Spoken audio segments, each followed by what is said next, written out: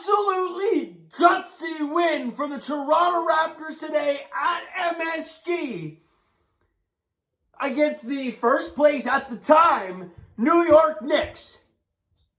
And the Raptors have now won 4 consecutive games. They're 5-3 on the year. Going into this game, obviously no Pascal Siakam. We hear Scottie Barnes is not going to play with a right thumb sprain. That ain't good.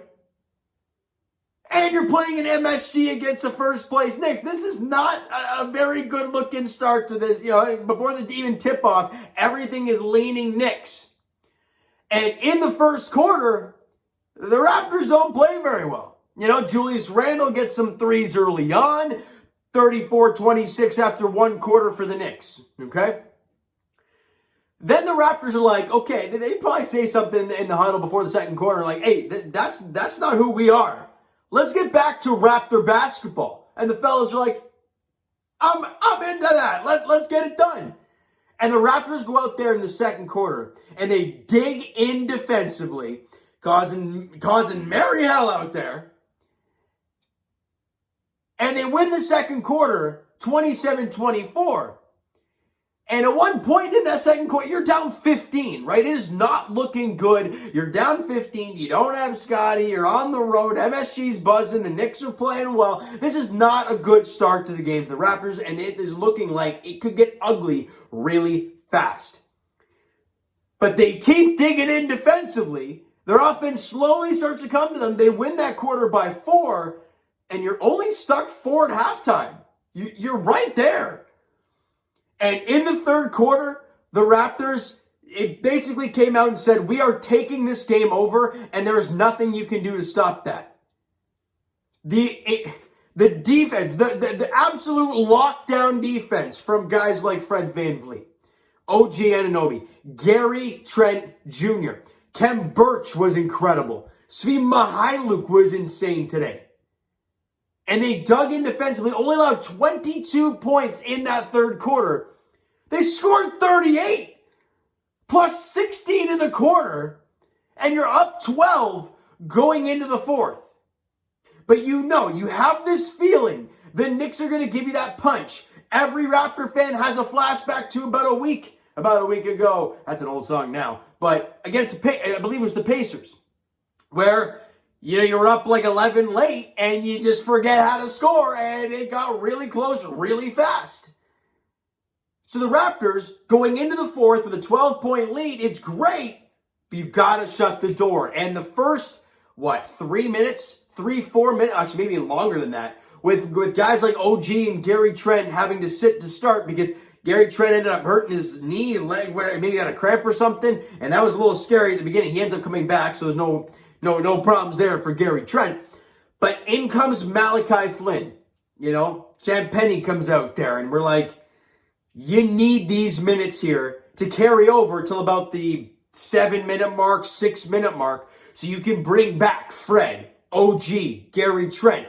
Kem Birch can ride it out the rest of the way. You need these big minutes. And there were times where they got it within like 9, and we're like, oh God, this is not going to happen. But every time they made a little punch, the Raptors countered. And I believe when Malachi Flynn left the game for Fred VanVleet, in that time span, he was only -1. So we can talk about how Malachi Flynn, he wasn't great. They only had 3 points in the time that he played, blah, blah, blah.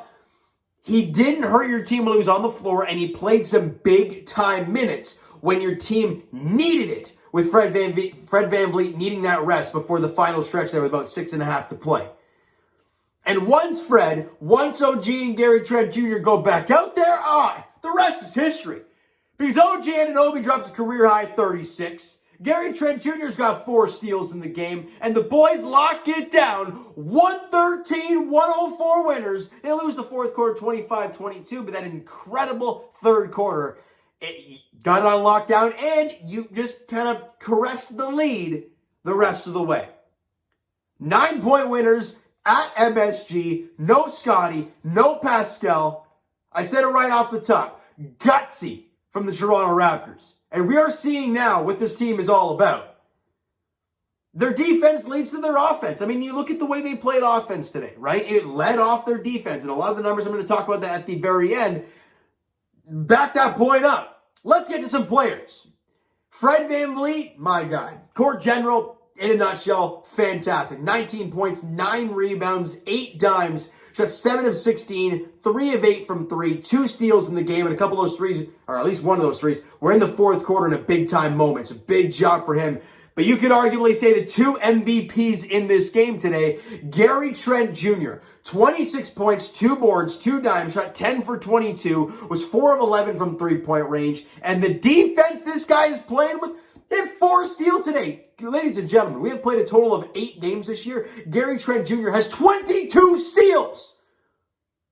This guy was not brought over as a defensive juggernaut. You knew he was going to shoot. You knew he could shoot. You just didn't know how he was going to act defensively and if he could shoot consistently. The shooting consistently part, we're still kind of working on that. The guy's 22 years old.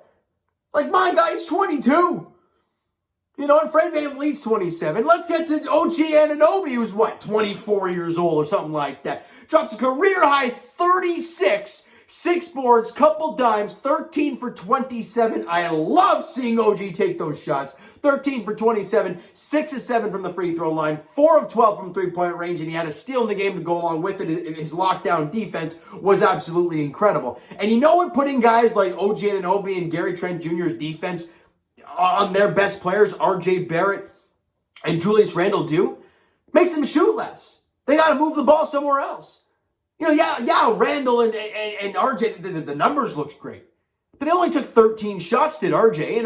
And Julius Randle, he only took 14 shots. Where OG took 27 and Gary Trent took 22. Because they were hot and they were going for it. But they didn't have anybody to stop them. The Raptors did, and they kind of got away from it. And that's beautiful defense from the Toronto Raptors. Svi Mykhailiuk, look, it's going to get overshadowed with guys like Gary Trent and OG, but what a game. Obviously, with Scottie not playing, Svi had to step into the starting unit. He was spectacular.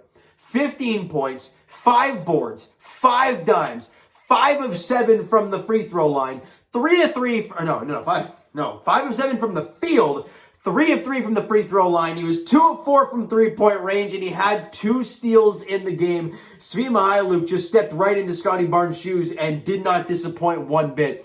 Next man up mentality, and it's showing you what this team is all about, and it's so fun. Raptor fans, you know, we didn't have the expectations going into the year, but now that we've watched the first 8 games, does this not remind us of the start of the 2019-2020 season where, you know, without Kawhi Leonard, the team, we had a feeling they were good, but then they, like we were saying, 4 or 5 seed, they end up getting the 2nd seed, and we're like, damn, this team is actually incredible. Does this not feel like that, where the expectations weren't really there, but they're exceeding them like crazy, and it seems like it's very sustainable? It's wild. I want to hear your guys' thoughts in the comments. Now, the last guy I want to talk about is Khem Birch. 6 points, 8 boards, 3 dimes, 3 of 6 from the field, 2 steals and a block in the game. The reason I'm bringing him up is whenever he was out there, the stabilizing force of that 5 position, remarkable. Precious Achiuwa, he's looked all out of sorts lately. He was 1 of 9 from the field today. He got the quick hook from Coach Nurse, and you love it. You know, when you're not feeling it, you're not going to play. Khem Birch was unbelievable. He was a plus 20 on the floor.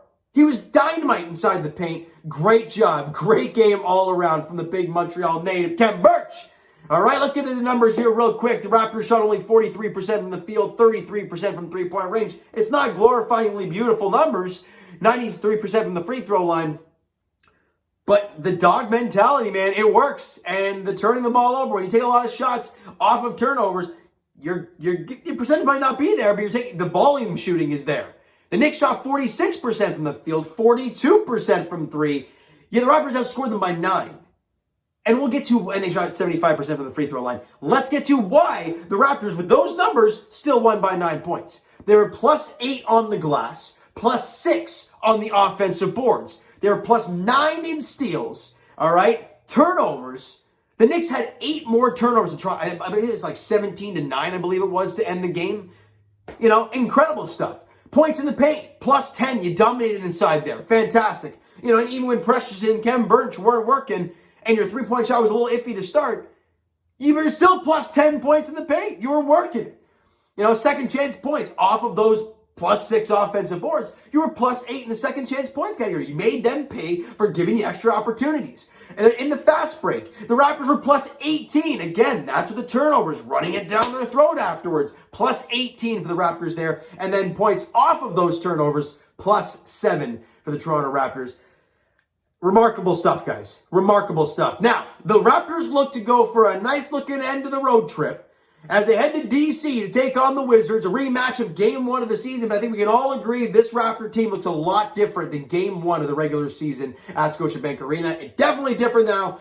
They're in Washington, taking on the Wizards in D.C. 7 o'clock tip-off there as the Raptors look for their 5th consecutive victory, look to take all 3 games on the road because they have this long stretch of road games. You find a way to take this road trip, oh, baby, huge. It's going to be tough, though. They're 5-1 of the Wizards. They're feeling real good to start the year. So are we. It's going to be a fun game there on Wednesday night, all right? So you know what, guys? That is going to do it for this one. You enjoyed the video and enjoyed the game this evening. Smack that like button. Do appreciate that. Hit the subscribe button. You guys know already. Comment down below. Thoughts on the video. Thoughts on the game. Would you like, would you not like from today's game today? Who is your MVP? Let me know in the comments below. Twitter is down below for myself. Follow up. Send me a DM to like great stuff. The Instagram link is down below as well. So follow up there if you have not done so already. And I will talk to you guys Leafs edition. It'll be tomorrow night as they are hosting the Vegas Golden Knights at Scotiabank Arena. I believe it's a 7 o'clock puck drop there. The Leafs look for their 3rd consecutive victory and a statement win against a really good Vegas team, all right? And as for our Toronto Raptors, as I mentioned, they wrap up the road trip in D.C., taking on the Wizards on Wednesday night. 7 o'clock tip-off there. Thank you guys so much for listening and watching. I hope you enjoyed the video. We'll talk to you guys then.